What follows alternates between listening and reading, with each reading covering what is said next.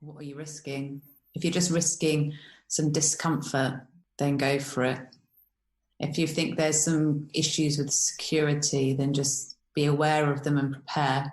There are some things that I would still find too risky to do, and I wouldn't be stupid, because I think if it's too risky, you just are so tense, you can't enjoy it or enjoy that local experience. So it's about what part of it is risky and why, and just thinking about that.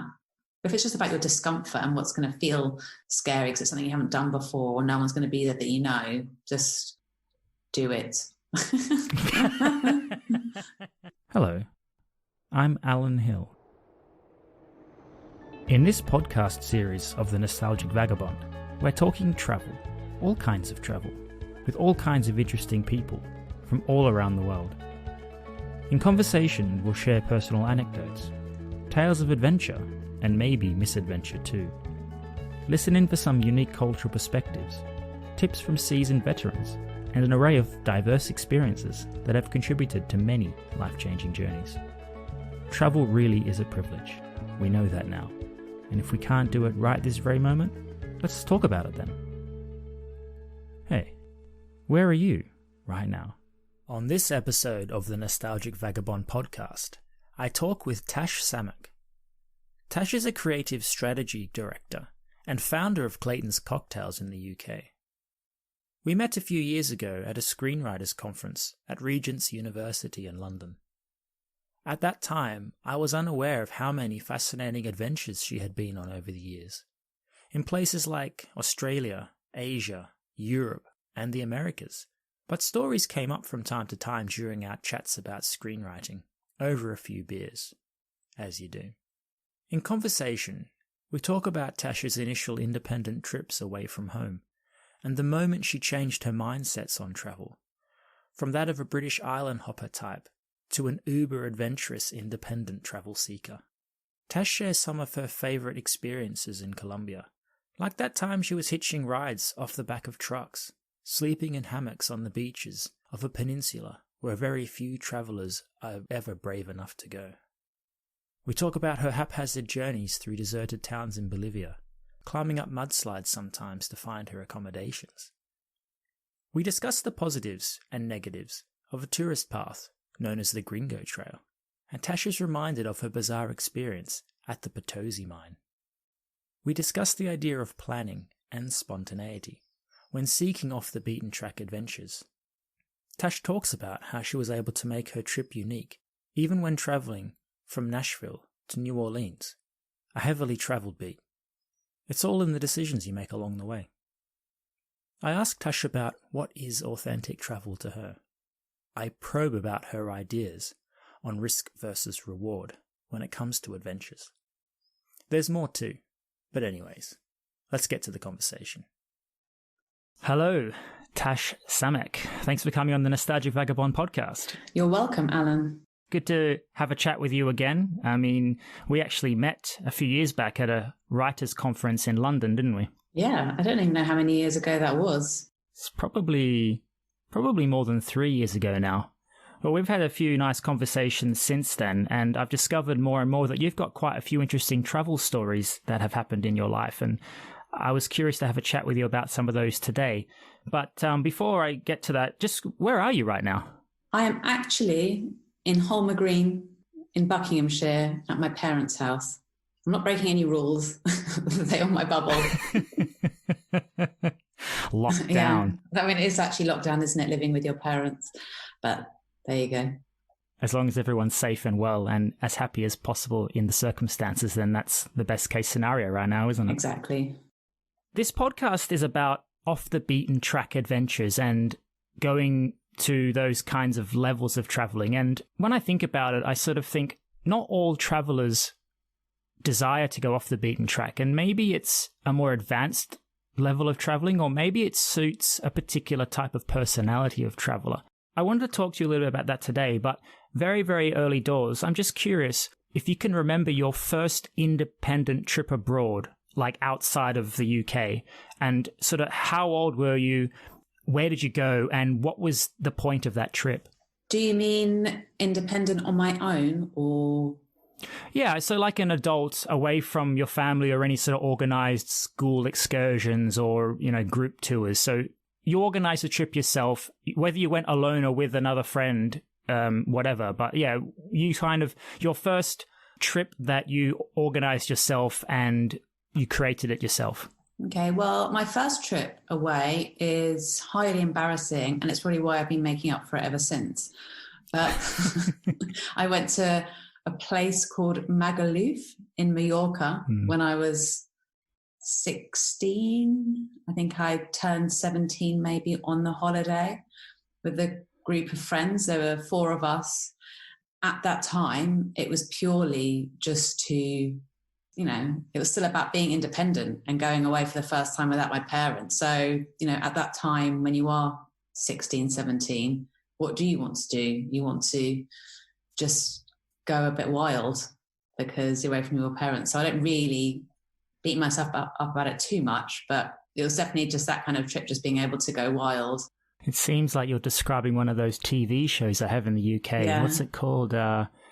Where the kids go away to some Mediterranean paradise and play up and the parents watch them on hidden camera. Yeah, I mean, when I've seen that program once, and when I watched it, I just thought, if my parents were watching me in secret, I just think it's just awful. It's the whole point of getting away from them and being independent, then you find out they're watching you. I mean, what? Yeah, no, it probably was like one of those programs. I mean, it's probably everything that you're imagining it to be. Well, I cannot imagine you being like that, but perhaps as a 16, 17-year-old Tash, yeah, I guess maybe that's how you were. Well, I just always felt this sense of being trapped in school or trapped in something that was just like, right, that's it, having to do what my parents told me to do. And so it was, at that point, I didn't even cross my mind, really, that there were any other options. I don't know. It took me a while to get older and think, actually, there's a lot more to see, a lot of different ways to travel. I didn't think even probably about traveling at that point. I think I just thought about independence. Yeah, I suppose you did like a lot of British people do when they're young, and they go to these Mediterranean hotspots and just party. And that's just a cultural thing, isn't it? Yeah. It was like a well-known place. It was on my radar. Friends wanted to go. Yeah, and so we did. Seems like you've come a long way since there, as we'll get to in a moment. I've travelled quite a bit, and I've met lots of different travellers all over the place. And I've found, especially with solo travel and travelling, in a sense, far away, outside your comfort zone, let's say, people often do that because maybe they're stuck in a rut and they're trying to change the scenery to get out of that rut. Sometimes people are just a bit stagnant and they want to get new inspiration or new perspective. Some people sometimes are trying to get over someone, and sometimes people are looking to fall in love and find someone. Everyone's got these different individual reasons for traveling. Each trip that travelers can go on, there can be different reasons for those particular trips. Now, when it comes to you, Tash, obviously you're not the kind of traveler you were as a 16, 17-year-old going to the Mediterranean islands and getting drunk. You do some pretty interesting off-the-beaten-track traveling now. So I'm curious if there was some moment or some event or an epiphany where you thought, I want to become more of a adventurous off-the-beaten-track traveler. I think it was always that sense of wanting to not do my own thing and have the chance to not have, sometimes it's nice to have structure in your, at home and your work and everything like that. But at some points you just want to break free from that. And I'm definitely that kind of person when you describe that list of different types of travelers. And I think the first time I went proper traveling is I actually moved to Australia when I was 24. And that really wasn't a traveling trip. I went there and worked, but because of my age and the people I knew and the people I was living with, we used to go camping lots and travel lots, and it was in Western Australia, and we'd always do lots of trips like that. And when I left there, I just was like, no, I need to see more of the world. So I did travel across the East Coast and New Zealand on my own. And I think it was just moving to Australia in the first place that just broadened my meeting different kind of people, as the people I'd grown up with, or even university, that opened my mind to what was out there. And that was the starting point, really. Do you think living somewhere is a much different experience than traveling somewhere, even if it's for quite a long time, let's say months, but getting a job, getting a place to live and immersing yourself in a culture, is that much more intense than just being like a passerby or a visitor? Yeah. And also it means you appreciate a place more. Like, because I used to always be very protective about Perth in Australia, because a lot of people would go there on holiday and go, oh, it's really boring. I'd be like, well, hold on, you don't know anything about it. And the whole of Western Australia is so vast. And when you live there, you can explore things like that. You'd go for a weekend and drive 14 hours and still be in the same state. But, and a lot of it was just a straight road. But you'd see like emu running across the road and kangaroos everywhere. And the little small towns you'd pass through on the way that people would laugh at. I just found that all really interesting. It's like, well, it's a different way of life. I'm interested in seeing how different people live. However, I just hated the fact that people were snobby about this. They want to see everyone and how they live and what they do. Mm. So anyway, so living there meant that I could explore a lot more of a, inverted commas, small space. Whereas if you go somewhere for a short amount of time, a lot of people, or you can fall into the trap of just seeing the main things and that's it, and making a very quick assumption on the place and moving on. A lot of the time I've heard people say that, like, my cousin says she hates LA, or someone else says they hate another place. And I'm like, how can even people say like, oh, I hate Venice, or just people just always say like these really strong words about places. And I just think you need to get under the skin of places, or find the thing you like, or just there's something you will like in that place. I think I've veered off topic there, but the point is about Perth specifically, living there. The city itself, I found it beautiful. It made change my life being much more outdoorsy than indoorsy, because there wasn't the same nightlife you have in London. So all that kind of stuff that I had in England, it was the opposite of that. And I actually feel if I had gone to somewhere like Sydney or Melbourne, which were similar nightlife, I might just continue doing that stuff rather than getting into windsurfing, camping, long trips away and that kind of thing. So I think living somewhere gives you the chance to properly explore a different lifestyle. Yeah, I think there's a lot to what you've said there. And my next point was going to be discussing the expression, what does it mean to travel like a local? But I suppose if you're living somewhere, you are experiencing life as a local in the essence of, in its whole entirety, because you're there for a decent amount of time, and you have time. Let's say if you're working, you have your weekends, or you can take time off and actually use, like you said, Perth as your hub and explore all around the area in your own time, as somebody who was living there, even born and raised, would have been doing for years as well. So I imagine that is the best way to travel like a local, but you have to invest a lot of time and actually live there. Yeah. And also that comes with challenges as well, which are, all of this, being, living in England, being from Australia. But the people I met immediately, I lived in a house with 2 other people from England, someone from New Zealand and one Australian. Mm. So, it was it wasn't living like I was hanging out with people from my own country. And it was an accident. I wasn't seeking to do that. It just happened. And it got to a point, actually, after about 6 months. And then all their friendship circle also were mainly, England. They knew each other from uni in England and stuff like that.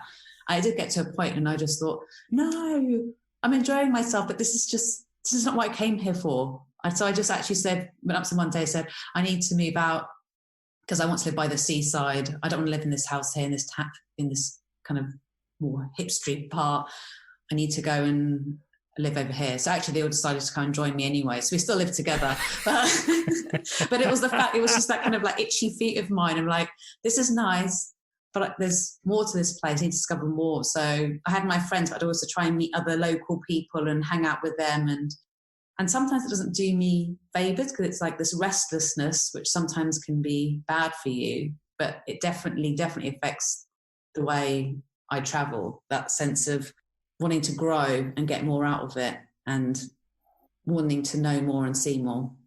Yeah, I have similar experiences to you, Tash, being Australian, born and raised, and I guess it's similar for lots of British, maybe Germans, Irish, Americans.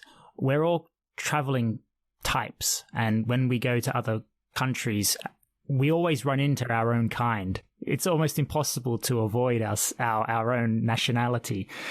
And as much as it sounds maybe kind of rude, I often try to avoid Australians when I'm in a foreign country because I could just hang out with them in Australia. It sounds strange to a lot of people, and I don't mean to be rude necessarily, but I want to go and meet other people. That's why I'm traveling. And it seems like you have a similar sentiment. Would that be right, Tash? Yeah, it's not that I don't want to hang out. It's just that I want to get as much out of it as possible. And if I'm traveling, I can't travel forever. I have to come back to, life and work. I want to get as much out of it as possible. And that therefore means, because often you find those other people, it's not like I would not want to be friends with an English person, but you tend to like gravitate towards it because you are similar and it's easier.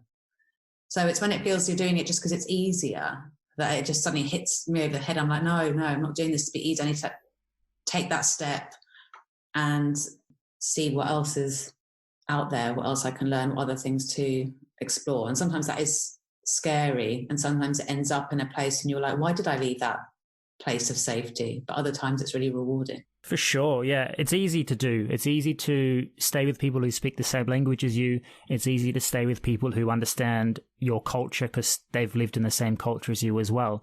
And it is more difficult and more challenging and sometimes a stretch outside your comfort zone to go and seek out a local person who maybe speaks a different language, or go and stay in a less touristy place where there aren't the facilities like there would be, in big cosmopolitan cities. In saying that, let's talk, Tash, about some of your off-the-beaten-track style adventures. Now, I know you've been to India, you've been to places in South America.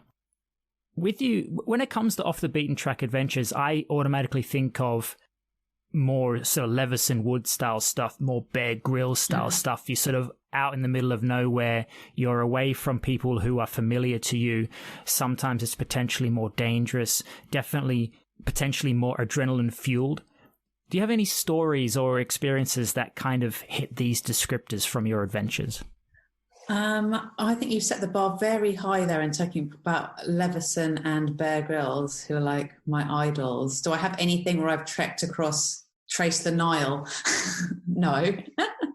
But do I have experiences where it's been a bit crazy? I think that's an element of all my travel, and I purposefully look for those things. So thinking about those ones specifically. So when I was in South America, Colombia had already started to become a bit more, not touristy. So this is about 9 years ago. So it wasn't completely dodgy. People were traveling there. Maybe not as a holiday destination, or people traveling there. But there was a place that I read about on the last page of a guidebook that like no one went to. So I immediately thought, that's where I want to go. So I was like, how do I get there? And I just kind of roped in someone who I'd met in a hostel. I said, explain to her how this would be the most amazing adventure she'd ever been on. So I convinced her to go. I met up with her randomly in this, I think we had, why didn't we have phones? We didn't have mobile phones. Why is that? It got stolen? Maybe because they didn't work in Colombia. And we had our laptops. 2011? Yeah. I had a phone in real life. But anyway. Maybe there was no signal. Maybe there wasn't, yeah. So I had to get this bus to meet her, and we'd only agreed by email where to meet. So we met and we stayed in this hotel, and we had to leave our stuff there. To go on this adventure, we didn't want to carry massive backpacks with us. We just wanted small ones. So we left them in this hotel. And at that point, we were like, we're just leaving. Who are these people? We're just going to leave our rucksacks in with everything in, our laptops, everything, small little laptops. And and I think my friend had a big camera because she was trying to film something at the time. So anyway, I remember I was just wrapping it all in all these cords and taking photos of it and saying to the guy, we've taken photos of it. So, make sure no one steals it. Don't steal anything. And I feel really bad for saying that. But I think we just suddenly got to the point where we're like, okay, if those both bags get nicked, we're screwed. But anyway, from then, to get to this place, we had to get a taxi to this random part of town, this town that was, no one went to, that wasn't local. And we had to hitch a ride on the back of in this truck. So this truck arrived and it was absolutely full with people on the back. It was an open back truck. It was just full of people sitting in the back. So he pushed us in the front seat. I think there were 5 of us in the front seat, including the driver, really squashed. And so off we set to this place.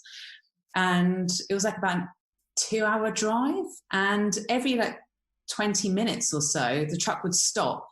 And there'd be people on the side of the road with a cooler box selling beers. So every time he stopped at one of those, all the men would get out the truck, have a beer, including the driver, and get back on. Bloody hell. And the women would be tutting. But every time they got, they like, my friend Caroline and I got off and we had a beer as well. So we thought this is all really fun and adventurous.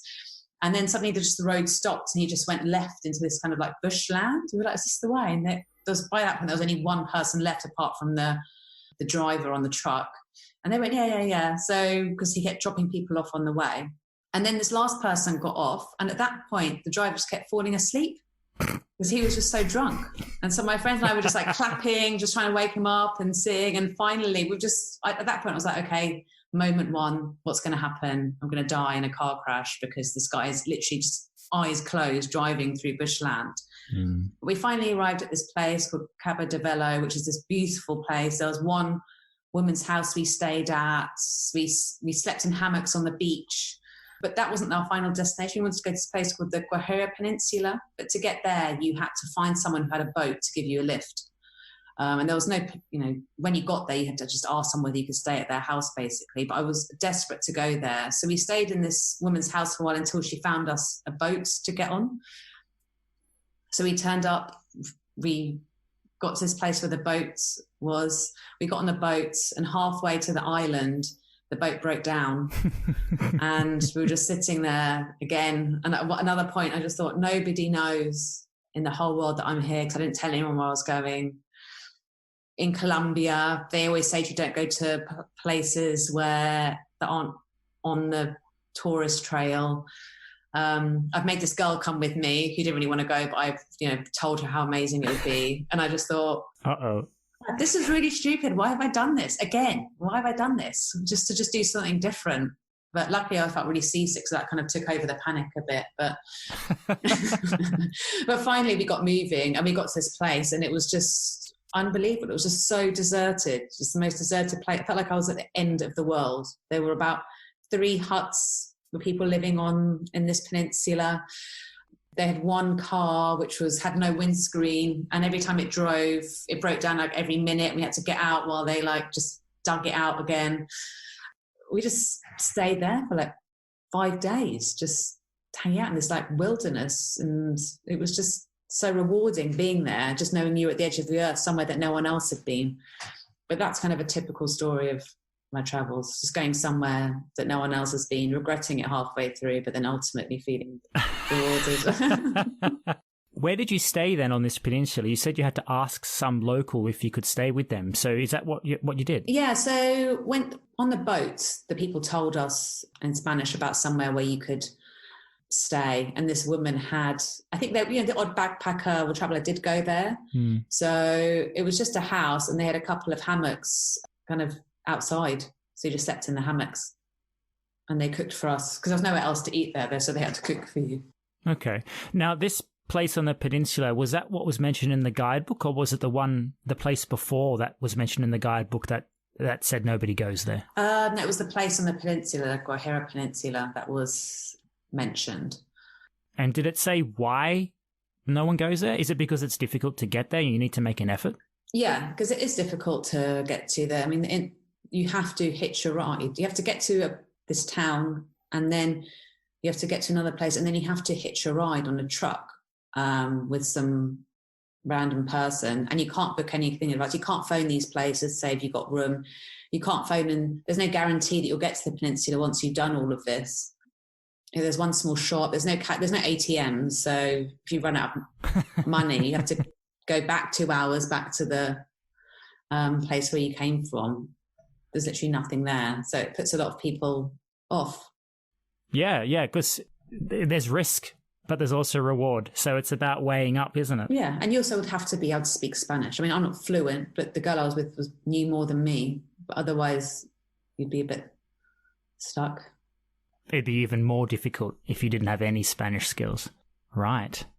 Do you have any other stories? Anything in Bolivia or in India where you've had some interesting experiences seeking off the beaten track adventures? Yeah, in Bolivia, which is a very similar story, but this was kind of earlier on in the same trip around South America. I'd been in the north of Argentina, and I'd been to, I think, 3 places in Bolivia, like Lake Titicaca, Potosi, Sucre, which had lots of travelers in them. And they were very, very different places to anywhere I traveled before. So from that point of view, it was an amazing traveling experience. But it's still also the salt flats. But it still got to the point by the 4th destination, it was like, oh, hi, just new people, backpackers on the street and stuff like that, which should be a nice thing for most people. But for me, I just thought, I'm just on a tour bus. But I wasn't on a tour bus. I was making my own way there and stuff. But I'm just on a trail. I just thought, this is weird. This country's like big. I'm going to 5 places and I've seen the same people the whole way through. I wanted to see something else. And I was like, how can I do that? You know, because only those places are mentioned in the guidebooks, really. Bolivia, it wasn't, you know, like some countries in South America where, you know, they're so totally explored. This was just, you know, you went to these 4 places. Everyone said, don't bother with anywhere else. But I don't even know. I think someone told me, I was just talking to someone and they said, well, you know, there is this place that I know someone who went to this place. He's not in a guidebook or anything, but this guy lets a room out in his house in this little village. And he's got a very small wiki travel page and it has his phone number on it or something. And so I was like, okay, but he's just said you have to phone him up and say, I'll be coming, and that's it. And then you have to make your way there. And I was like, oh, how do you make your way there? You have to go to this bus station, get a bus to this place, make sure you get off at the right place, otherwise you're screwed. And from there, again, you have to hitch a ride for 3 hours to this village, and then you have to find his place where he lives. And I was like, okay, I'll do that. So I phoned this guy up and he just seemed so surprised to hear from me. He was like, oh, a visitor. He was like, oh, okay. Because he was actually American, but he'd been living in this village for like 30 years. He married a Bolivian woman. They got divorced, but he ended up staying there and he built this house. And he had 2 children who lived in Bolivia too. So I phoned him up and he said, okay, I'm going to be there for a day, but after that, I'm going into the city. I have to, because I have to collect some goods. So you'll be on your own. Are you okay with that? And he said, but my daughter, who's 16, has just been kicked out of her mum's house because she just got married, eloped. So they're staying there too. So my 16-year-old daughter and her new husband will be there as well. Are you okay with that? And I was like, sure. I was like, how do I get there? So I did get on this bus. I ended up in the place where it stopped. And I was like, are you sure this is the place? You know, and they went, yeah. So I got off this bus and there was literally 3 houses and a small shop. I was like, what? This is where I meant to hitch a ride to this other village from, which is 3 hours away. So I asked people about it in my Spanish and people had no idea whatsoever what I was talking about. And I was like, this is all made up, isn't it? I've just been, what am I doing? And how am I going to get back? And am I just going to have to ask someone if I can sleep on their floor? Because this is literally it's like a truck stop in the middle of nowhere, 3 houses and a shop.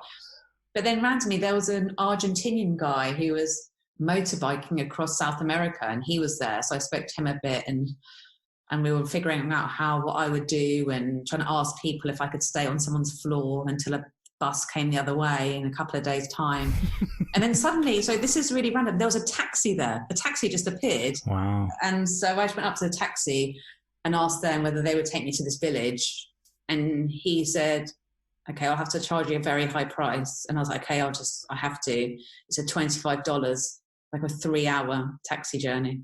Really high price. Yeah. And I was like, it's fine. For a Londoner. Yeah. It's like, that's absolutely fine. And so we got in there and then on this journey, because there'd been mudslides all in Bolivia, we had to keep getting out all the time and taking rocks out of the road so we could get through. And it was just going around these really hairy bends with rocks in the middle. And we finally got to this village and he just got out and went to the pub there. And I was like, well, where's this place that I'm staying at? He goes, I don't know. You're on your own now. I was like, okay. There's no map to this place. I had its name. I was asking people where it was, and no one knew what I was talking about. Finally, someone told me it was up a hill. It was sort of pouring with rain. I was having to walk up this hill with my rucksack, another bag, like a really steep hill that the mud was sliding down it. It was pouring with rain. And again, it was that moment.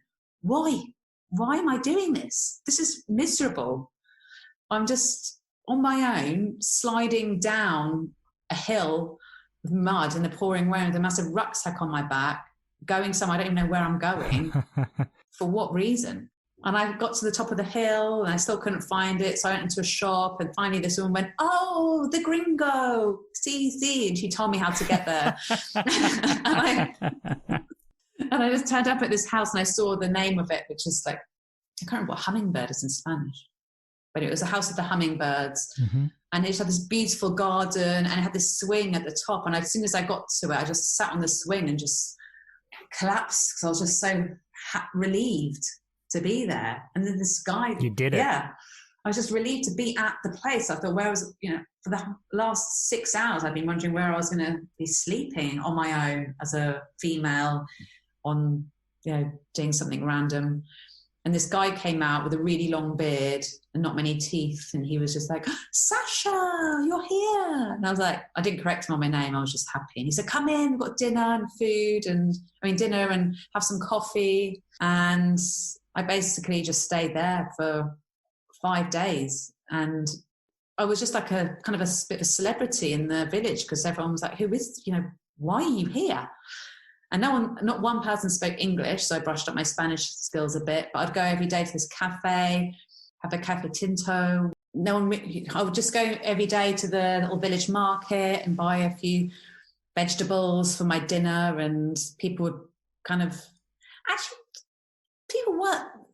said before, I felt like a bit of a celebrity, but people weren't really that fussed about me. But even though there were no other people, they were just living their own lives. But it was a very local Bolivian village. Like everyone wore traditional costume. All the women wore bowler hats and big skirts, and it was very isolated. So this market once a week was really important, where all the farmers from far and wide would come along and sell their fruit and veg and their meat. But literally, each farm would have maybe 5 tomatoes and a couple of cabbages and stuff like that. So it was like crazy. But one evening they had this local festival. There was just lots of singing and dancing in the streets. And I remember just sitting, I bought a couple of beers and I just sat on this bench watching it next to a lady. I don't know how old she was, maybe about 50, 60, in her, bowler indigenous outfit. She had a massive bag of coca leaves. So she was just sitting there watching the dancing, chewing on her coca leaves, and I was drinking beer. So I just swapped her a beer and she gave me some coca leaves. We just sat there with each other chatting and watching this local festival and just chatting about it. And that's just one of my favorite moments ever traveling, because I'm like, I'm really meeting, I'm just sitting with someone who lives in this village in the middle of nowhere, sharing a cocoa. This is how she lives her life. Being able to connect with her and speak with her a bit in Spanish, it just felt amazing and worth it. And then also I used to go to this cafe every morning. They used to always have on TV everyone there was obsessed with these DVDs, and they were kind of a Bolivian singing group. But I've got to be honest, they were terrible. But that was the popular pop music. And it was just, you just sit there and by the end of the 5 days, I was like really into it. It was just playing all the time everywhere. And it was just a really nice break to be off the beaten track and somewhere different and not, it's obviously fun being on that tourist thing, but you don't really, if you're not part of it, when you're following everyone and seeing all these people, you feel lonely.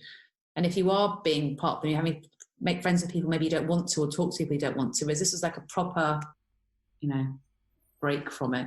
It seems like you were getting an authentic Bolivian small village experience. Yeah. So that was your reward for making that effort. Yeah. And getting lost and getting freaked out a bit. And then you made it.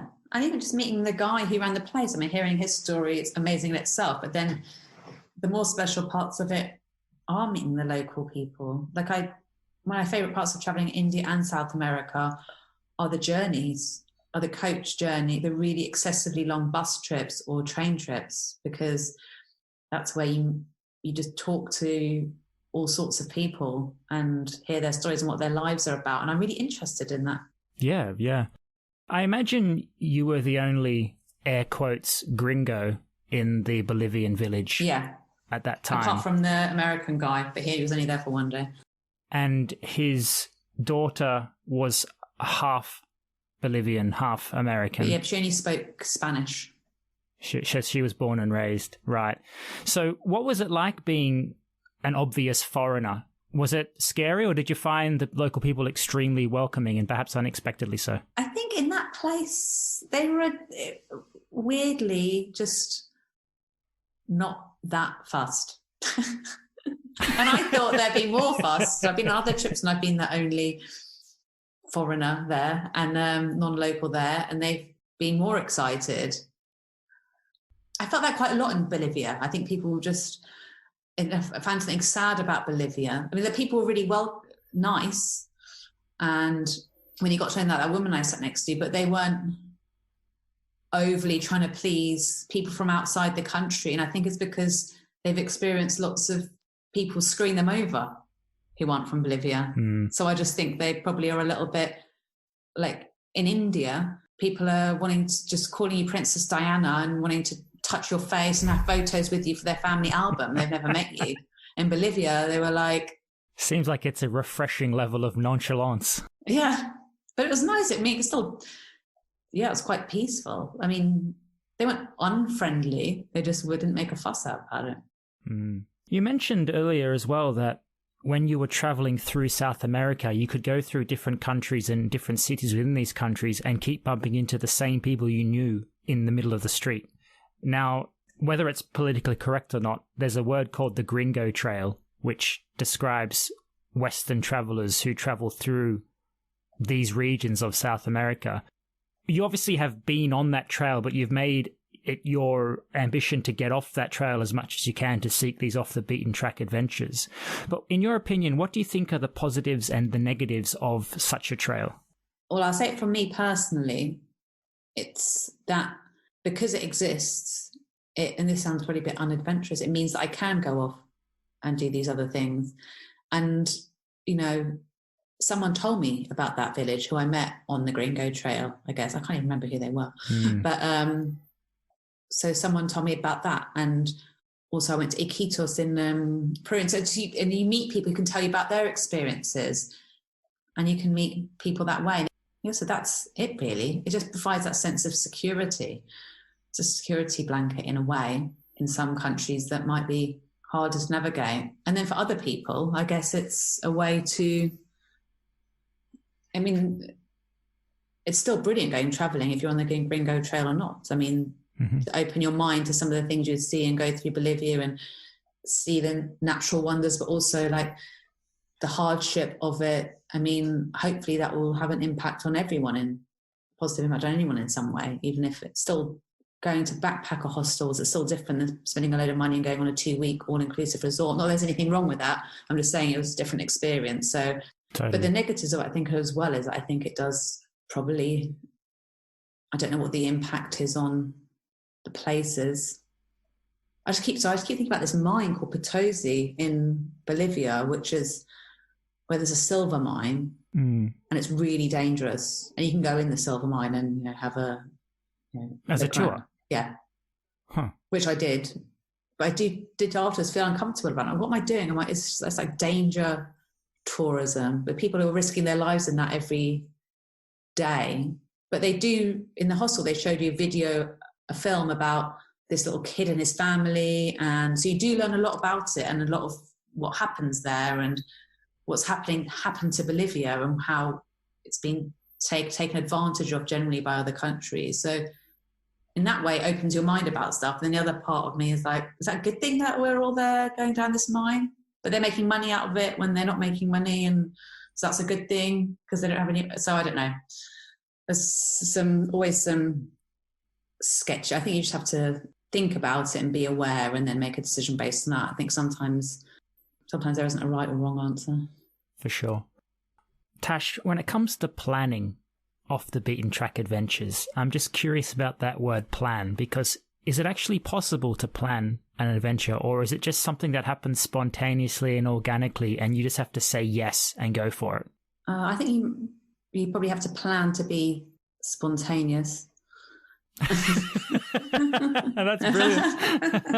I don't know. Well, I've always loved the idea of being able to go somewhere and not have any plans whatsoever. Times when I've done that, when it's been a short trip, I've realised I've ended up just like when I went to Amsterdam for the first time, I was just didn't get anywhere near as much out of it as I wanted to because I just didn't know where to go. And you've got to sometimes look and find where the different places are or where to start. So maybe that's not about being spontaneous, actually. To be able to find something different and authentic, you need to ask a lot of questions and find that and search. And that involves planning. Being organised and making some effort into perhaps planning. So otherwise, I did an amazing trip from Nashville down to New Orleans and then to Lafayette in Louisiana, which is kind of, standard trip, but we still managed to make that kind of off the beaten track. Like we went to this place called Clarksville, which is the home of the blues, and we found this little bar called Red's Bar, which had this amazing blues. And then we made friends with the local artists, and they invited us to their party and went there. So it's about finding places that are a bit up, but then when you're there, making sure you speak to lots of different people and being open. And in Nashville, someone told me about this bar in New Orleans with the best jazz ever. Well, no, it was actually more of a brass band. Mm-hmm. He was just saying how great they were, and they played at this bar, and I'd absolutely love it, but it's not in the French district, it's outside, and everyone goes to the French district in New Orleans. And I was like, well, that's the sort of place I want to go there. So I had to convince my friend to go to this place which no one else went to, and it was just it looked like a house from the outside. And she's like, why are we going here? Everyone else is over there. And I was like, well, this guy told me about it, I trust him. And we went in, and it just incredible music. And instantly we were dancing. There were, the people there there was a Native American Indian chief who was the head of the Native American Indian Mardi Gras parade. And there were all these different people who were like a singer. So all the musicians in the area went here to find the best music. So it's like planning to go to New Orleans and planning enough time to be able to, so kind of, it's almost like planning out your day so there's enough time for random stuff to happen, or allowing that to happen, not being worried if it hasn't happened yet. But it's kind of planning time for spontaneity. Tash, what would you say has been your most authentic experience when traveling? Okay, I'm just going to take that word at face value, just in terms of what is, because there's a debate about what an authentic travel experience is. So I'm going to take that in the terms of an experience that, you see, there is a difficulty with that word, because I went to Venice with my mum, and it was all as it was, like amazing art galleries, the canals, obviously, the architecture, everything about it, which is just what Venice is. And yes, it was busy, and yes, it was touristy, but that is Venice, so that's authentic to me. So that's your answer? No, that isn't my answer. I can't pick an answer because all of them have been authentic. But one I did a couple of years ago, which is related to that screenplay that I was writing, about my grandma. Mm-hmm. Yeah, so it started off. The screenplay started in the village where my grandma was born, which was Poland, but it's now Belarus.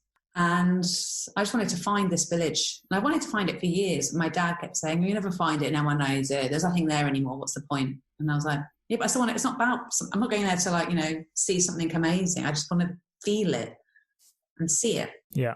But turned out, my trip started off as, I'm going to go to Belarus and I'm going to travel across Belarus and go to Moscow and then up to St. Petersburg. It turns out that is not possible because for visas, you can't go directly from Belarus to Russia and all these other things. So that just put paid to that. And I was like, well, it doesn't sound as exciting anymore, and I'm not doing those other things, but I still want to go to Belarus. But I had to apply for a visa there. You had to go, there was only one entry you could go through from Poland. So you had to go to Warsaw, get to Białystok, get the bus down to this place where you could get through to Belarus. You had to have a visa, which you had to apply for. And to apply for the visa, you had to have a tour guide when you got there. There's no like easy sites online where you can find tour guides in Belarus. So I just found someone on Facebook.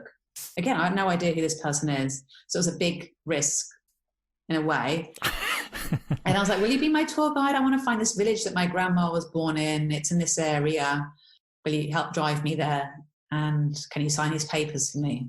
But immediately she started saying, oh, I know that place and I've heard of it and I can take you. And she just was really warm and helpful straight away. And I was like, I had a good feeling about her. But basically I went through the border control and they were very suspicious because I think I had things like Mexico and stuff like that in mine, and Honduras in my passport at that point. I think they just thought, and they were like, why are you on your own going to Belarus? Who are you?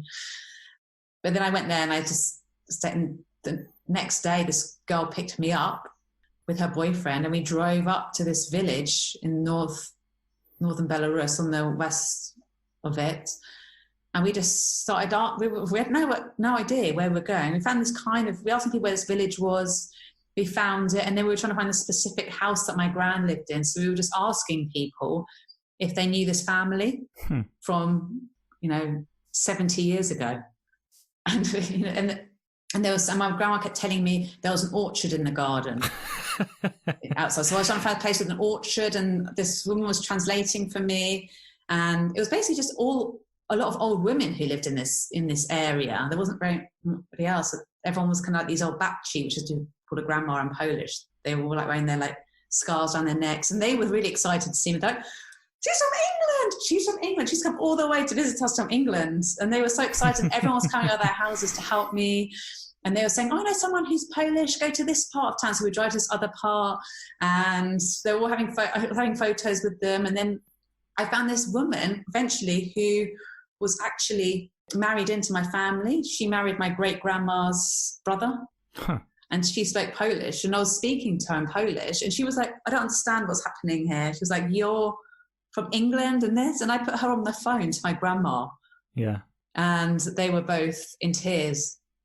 They couldn't believe it. And this woman was saying to my grandma, saying, I can't believe what happened to you. You got taken away by the Russians. Because I told you that story, my gran, like in the middle of the night, they got put on these trains to those work camps in Russia. So that was it. And then I went to this train station and my grandma was put on a train to go there. Wow. And then I went to the little town that was there where she went to school, and I found the school that she went to.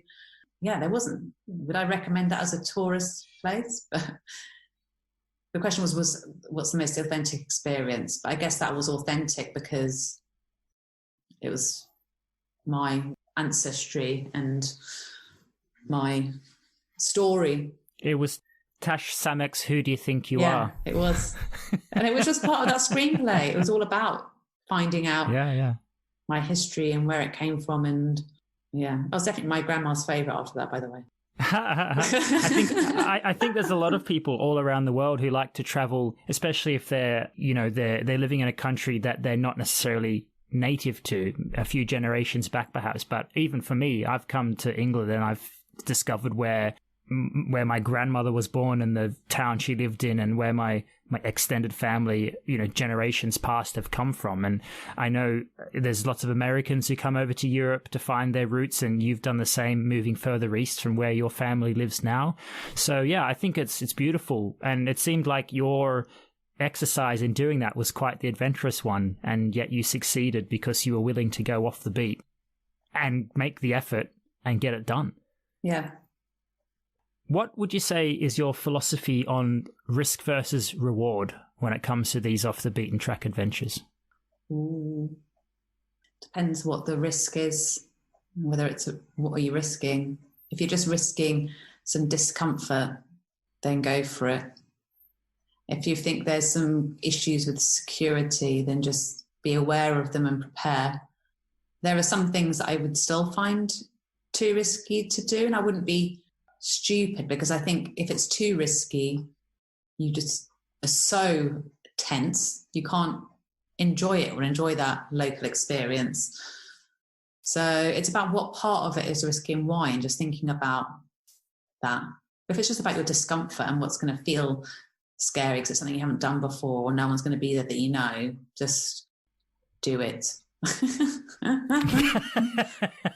Example of that was in India. Again, I'm glad I travelled around India with a friend, because I don't think I would have done as many potentially risky things if she hadn't been there. So sometimes I think you need to think about who you're with and what you're doing it for. But I remember that we made friends with our rickshaw driver.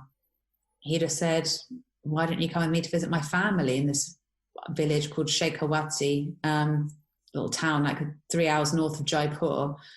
And would I have gone in with a random guy's car on my own? I probably would have been fine, knowing him, that would have been hindsight, but at the time that would have been a really silly thing to do. But I went with my friend, and, you know, the most risky part of it was the drive, because everyone's horrendous at driving. And but like being there, and that was probably one of the most rewarding things of my whole life in terms of traveling, meeting his family, meeting these, and they were very poor.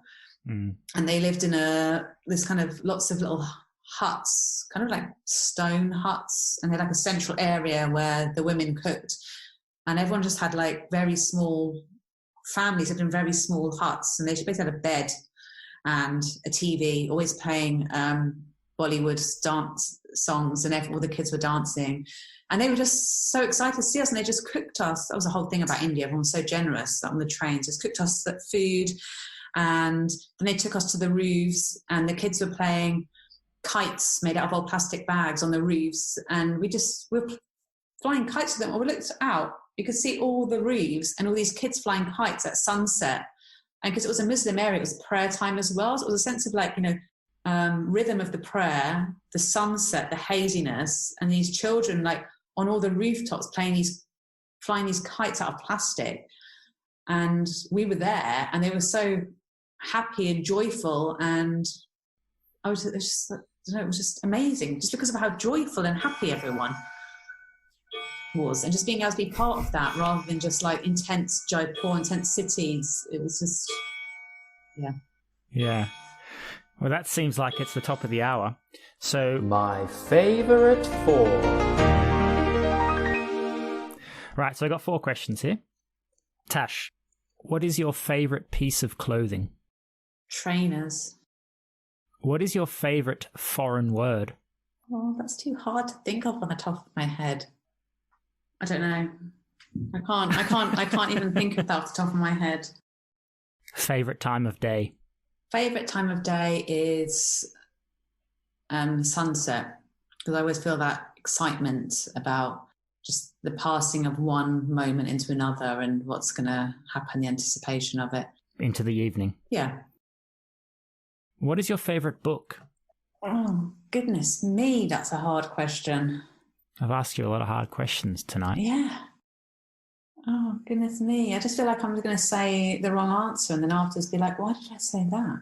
Well, I can put it in the show notes that you changed your answer.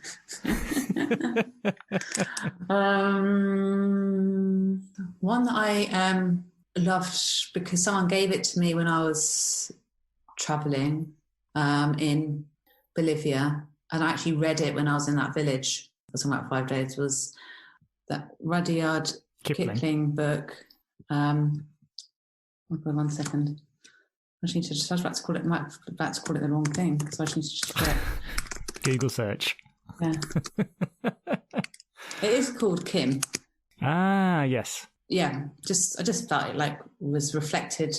I like the fact that someone gave it to me. It reflected travelling. It was a philosophy to it about the way the boy was and what he experienced. And it just made me think that I want to read it again because I haven't read it for 10 years. Rudyard Kipling, Kim. No momentum on your favourite foreign word? Well, we'll have to just leave it at that then, Tash. Oh, that's mean. We'll be here all night otherwise. My favourite 4. Tash, would you recommend Off the Beaten Track adventures, and why?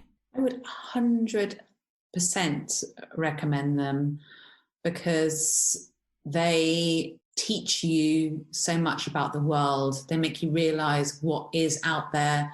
They take you out of your head, out of your mindset, out of your world, and just open your mind. And I think that is an amazing thing, not just for yourself, but for everyone. Finally, what do you think of the movie The Beach? I think I've only seen half of it, so obviously I don't think that much of it. I think I just found it a bit annoying. Well, Tash, we've reached the end of the podcast. So I'd just like to say a big thank you. Really enjoyed chatting with you. Your stories were great, and I really enjoyed listening to your perspectives and hearing of your adventures. So thanks for coming on. Thanks for having me and allowing me the chance to go on about them for so long. My pleasure. and I'm just gutted that I couldn't think of a word for that question. So I feel like I'm leaving as a slight failure. Send me an email and I'll add it. Okay. I'll get the Spanish dictionary out. Thanks for listening to the Nostalgic Vagabond. I hope you enjoyed listening to our conversation. And if you would like to listen to other interesting talks on travel, there are more podcasts available. Check them out wherever you get your podcasts. And for updates, just follow me at the Nostalgic V. Don't forget, your journey is special. Own it. I've been Alan Hill. Until next time.